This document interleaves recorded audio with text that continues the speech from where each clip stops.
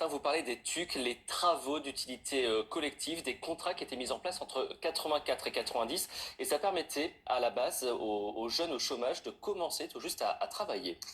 Ils sévissent depuis plusieurs années, mais les Non. problèmes, oui, pardon, les problèmes, les travailleurs TUC de l'époque se plaignent aujourd'hui de ne pas de retraite pour les années travaillées sous ce type de contrat. Christophe Napoli, Milan Argelas.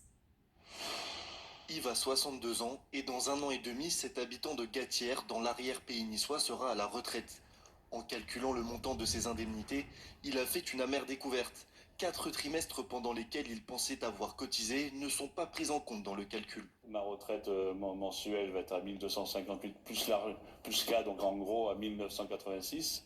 Et si j'ajoute ici mes 4 trimestres manquants, eh ben je tombe à 2089 au mieux, donc 100 € de plus en fait par mois. Un manque à gagner non négligeable. Pourtant, entre 1985 et 1986, il était le directeur adjoint d'une colonie de vacances avec un contrat de travaux d'utilité collective.